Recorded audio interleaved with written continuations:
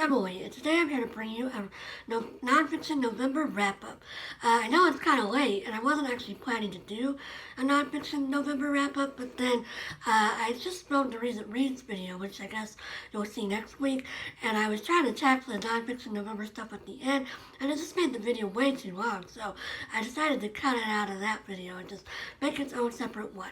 So November this year, I didn't read as much as I thought I would. I don't know, I was in a little bit of a reading slump, I guess.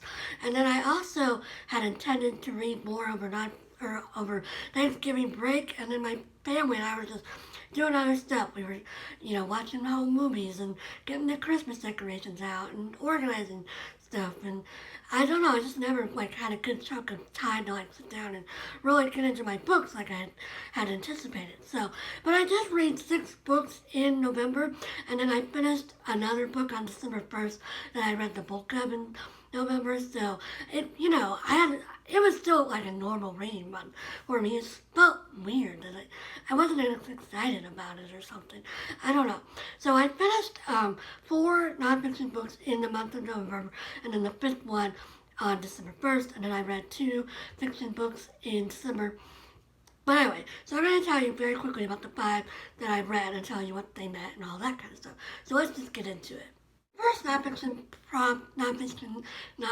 November prompt was time, and I decided I was going to read Furious Hours by Casey Sepp, but I had checked out my book so early to film my TBR that by the time I was ready to read Furious Hours, there was a hold on it, so I had to take it back to the library. And I kind of kept it because we're not charging fines right now because of COVID, but I'm a librarian, so I always feel guilty breaking the library rules, but so I just took it back, and I decided to count 2 other books that I read for the time prompt. One was House of Dreams, The Life of Elle in Montgomery by Liz Rosenberg and illustrated by Julie Morstad, because that's a biography and it's showing the whole time of her life.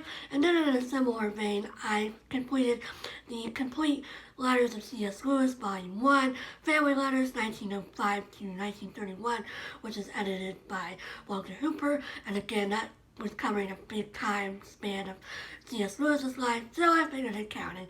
So both of those, I've already covered these in my recent reads, except for one, which you'll see next week, but both of those were fine. They weren't amazing. The Elle Montgomery book was, a juvenile biography, so it wasn't as detailed as an adult one would be, but I still really enjoyed it, and I did learn a lot, and it did touch on some very hard-hitting issues, which surprised me. And then C.S. Lewis letters, it starts when he's a 6-year-old kid, it goes up to he's almost 30, so it's a big span of his life, and you see how his personality changes and his interests change and all that kind of stuff. So those were both really good books, and I'm glad I got something read that I felt like it adequately covered the time prompt. The next prompt was movement, and for this one I read Mrs. Adams in Winter, A Journey in the Last Days of Napoleon by Michael O'Brien, and this is the one that I'm talking about in my recent reads that you'll see next week. It's basically a travel log of Louisa Catherine Adams' journey from Russia to Paris in the winter of 1815 when Napoleon is coming back from Elba, and so there's a lot of political unrest in the area through which she's traveling because there's tension and the different factions are getting ready to fight, and so we see how Louisa's life is impacted as she's traveling. We hear about the town she visited, and we also get a little bit of biographical information about her and her family. So pretty good book. Nothing amazing or anything, but I did learn a lot because Russia's not really a country that I read much about. The next prompt was Buzz, and for this I read Becoming by Michelle Obama. I listened to this on audiobook at the start of the month, and I really, really enjoyed it. It's exactly what it sounds like. It's the memoir of Michelle Obama, and of course, President Obama's book came out this month too, and of course I had a great time watching all his videos on the Stephen Colbert Show, because that's always a good time. So yeah, and it's actually really funny because Stephen did make fun of or not make fun of, but tease President Obama about how well Michelle's book sold, and he actually held it up and was like talking about how amazing it was, even though he was supposed to be talking about how amazing President Obama's book was. So yeah, that was a good time, and I really enjoyed Becoming. The last prompt was Discovery by, and this one Discovery by. The last prompt was Discovery, and for this one I read The Lady from the Black Lagoon, Milicent Patrick, and The Lost Legacy of Hollywood Monsters by Mallory O'Meara. I read this at the very start of the month, and this was good. It's sort of like a two-pronged story where we're talking about Milicent Patrick's life, and she was a designer and also like actress and model, but she worked on the 1954 movie Creature from the Black Lagoon, which was considered like the starting of the special effects movement, and sort of the precursor to today's really advanced special effects and CGI and all that kind of stuff.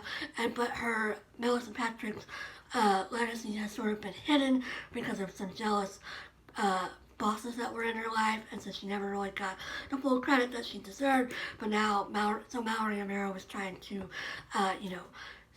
show that she deserved more credit. And Mallory O'Meara also talks about her own life, her own experiences working in the horror genre as a film producer, and she talked about how the Creature of the Black Lagoon influenced her career choice. So this was good. Again, nothing amazing, but it was still a really interesting book, and I did learn a lot. So that's all I read for Nonfiction November. I just wanted to do a quick little wrap up so that I didn't have to tack it on to the other video. Like I said, my recent reads will be coming out next week, and then I'll be getting more into my December reading, halfway through the month, which that sounds pretty par for the course for me. But yeah, I'm really looking forward to all my December books. I already finished, 2 books in December, one of which was Mrs. Adams, which was on my Nonfiction November TBR, but whatever. Anyway, hope everybody else has been reading some great books, and I'll talk to you again soon. Bye!